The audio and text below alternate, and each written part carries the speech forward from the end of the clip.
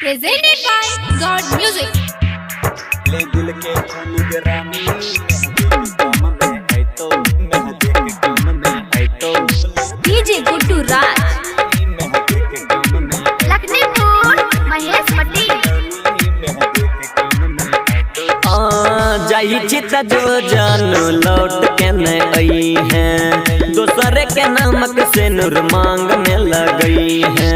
दिल के खून गरामी महके के काम में है तो जाई चित जो जानू लौट के न आई है, दूसरे के नमक से नूर मांग में लगई है। पेनी का कंगना गे पियावा के अंगना गे, आई तो बारात भोरे डोली तो हर जई तो ले दिल के खून गिरानी मेहंदी के काम में आई तो ले दिल के खून गिरानी मेहंदी के काम में आई तो जोगी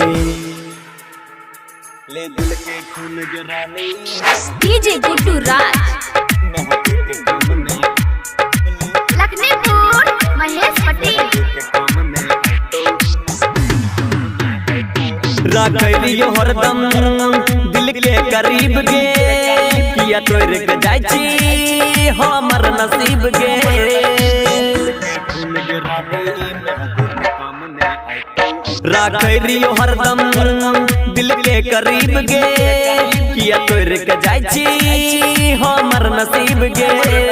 किया प्यार अधूरा छोड़ै छी गरीब के, कोन सहबै हम प्रीतिया के पीर के।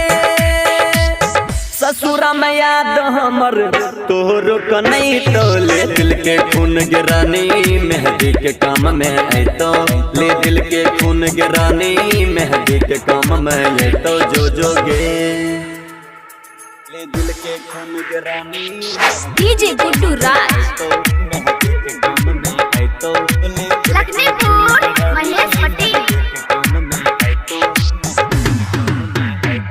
जो जो हर जाई बेमान हो गेले, 17-20 तो जन्म तो क्रिया भइले। दिल के खून गरामी महके के काम में है तो जो हर जाई बेमान हो गेले, 17-20 तो जन्म तो क्रिया भइले।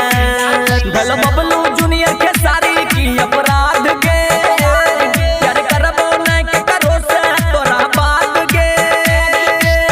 जय भी ससुरारी दिल बड़ा पछते तो ले दिल के खून गिरानी मेहंदी के काम में आई तो ले दिल के खून गिरानी मेहंदी के काम में